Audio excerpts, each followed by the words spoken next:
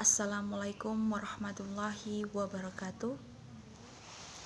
Yang terhormat kepada Ibu Diah Mukminatul HMSY selaku dosen pengampu mata kuliah Fikih Muamalah.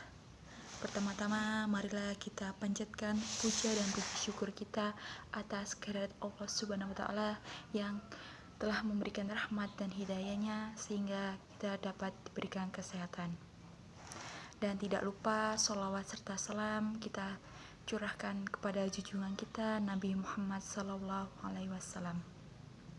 Kami dari kelompok 7 akan mempresentasikan topik mengenai al-syufah, al-syuhul perdamaian, dan barang titipan. Perkenalkan, nama saya Lina Istiawati selaku moderator. Adapun kelompok saya yaitu Mela Oktavia dan Revita Septilia Tanjung.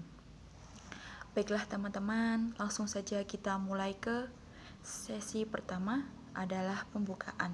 Marilah kita mengucapkan lafaz basmalah, bismillahirrahmanirrahim.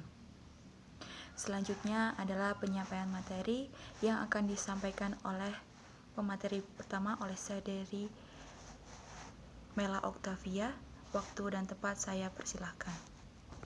Bismillahirrahmanirrahim. Perkenalkan, nama saya Mela Oktavia, NPN 251300094. Saya akan membacakan materi yang pertama, yaitu pengertian al-syuf'ah. Al-syuf'ah adalah berasal dari kata syaf yang secara bahasa berarti memadukan, sedangkan secara terminologi, pengertian syuf'ah adalah akad yang objeknya memindahkan hak milik kepada rekan syariah sesuai harga pemilikan untuk mencegah kemudaratan. Syuf'ah adalah pemilikan barang yang merupakan milik bersama oleh satu pihak dengan jalan membayar harganya kepada mitranya sesuai dengan harga yang biasa dibayar oleh pembelinya. 2. Rukun dan syarat syuf'ah, yaitu orang tempat mengambil syuf'ah, syaratnya adalah si masyuf adalah ia telah memiliki benda terlebih dahulu secara syariah.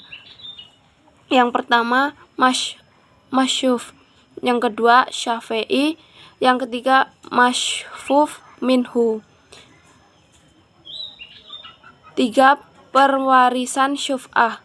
Jika seseorang berhak memperoleh syuf'ah, kemudian meninggal dunia dan dia dalam keadaan tidak atau belum mengetahui, atau ia tahu tetapi meninggal sebelum dapat melakukan pengambilan, maka haknya beralih kepada ahli waris. Alasannya ialah bahwa syuf'ah dikiaskan kepada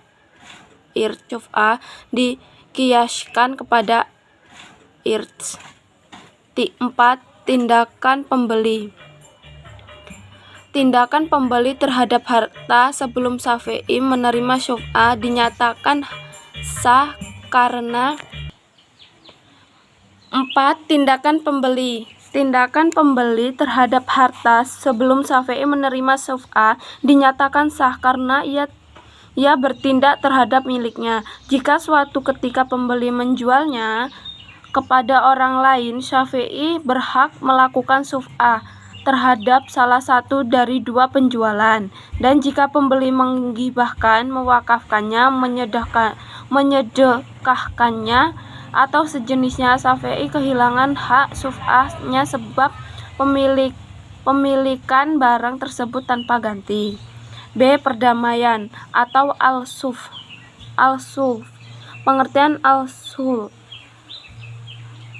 Secara bahasa, kata al-sulh berarti artinya memutus pertengkaran atau perselisihan. Adapun dari segi syara artinya suatu akad untuk mencegah perkaitan antara suatu pihak yang bertikai. Sulh juga dapat diartikan sebagai suatu akad yang dilakukan untuk menghilangkan pertikaian atau juga bermaksud suatu akad yang bertujuan untuk mencapai islah, yakni perdamaian di antara kedua belah pihak yang berselisih. 2. Dasar hukum al-sulh. Perdamaian disyaratkan berdasarkan Al-Qur'an surat surat sunnah dan ijma demi menggantikan perpecahan dengan kerukunan dan untuk menghancurkan kebencian di antara dua orang yang bersengketa. 3. Rukun dan syarat Rukun 1. Musalih sigat 2. Musalih anhu 3. Musalih bih dan 4. Sigat ijab qabul. B. Syarat orang yang berdamai disyaratkan termasuk orang yang sedekahnya sah. Syarat kompensi perdamaian dan syarat hak yang disengketakan pada hak yang disengketakan. Selanjutnya, macam-macam perdamaian.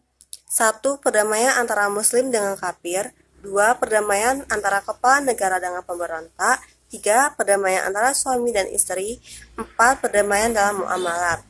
5. Perdamaian tentang ikrar adalah seseorang mendakwa orang lain yang mempunyai utang kemudian tergugat mengakui kegagalan tersebut dan melakukan perdamaian.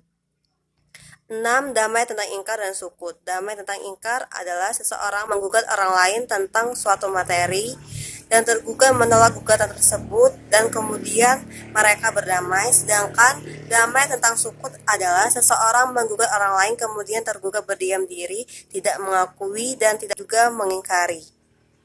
7. Hukum damai, ingkar, dan sukut. Para ulama memperbolehkan dilakukannya perdamaian tentang gugatan yang diingkari dan didiamkan. C. Barang titipan. Secara etimologis, kata wadiyah berasal dari kata wada'a asy syai'a, ialah meninggalkan sesuatu. Wadiyah adalah sesuatu yang seseorang tinggalkan kepada orang lain agar dijaga.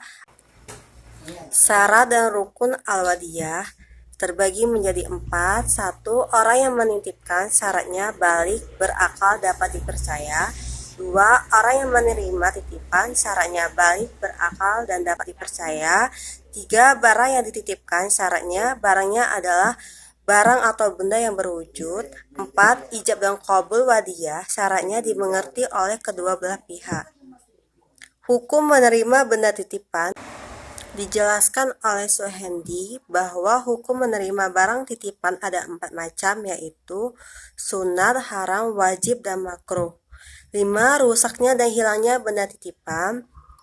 Suhendi mengungkapkan pendapat Sulaiman Rasyid bahwa jika seorang menerima titipan mengaku bahwa benda yang dititipkan telah rusak tanpa adanya unsur kesengajaan darinya, maka ucapannya harus disertai dengan sumpah supaya perkataannya itu kuat menurut hukum.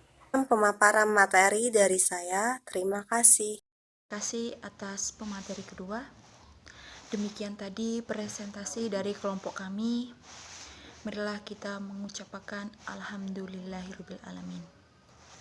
Saya sebagai moderator mohon maaf bila banyak kekurangan dan kesalahan. Kepada Allah saya mohon ampun dan terima kasih. Wassalamualaikum warahmatullahi wabarakatuh.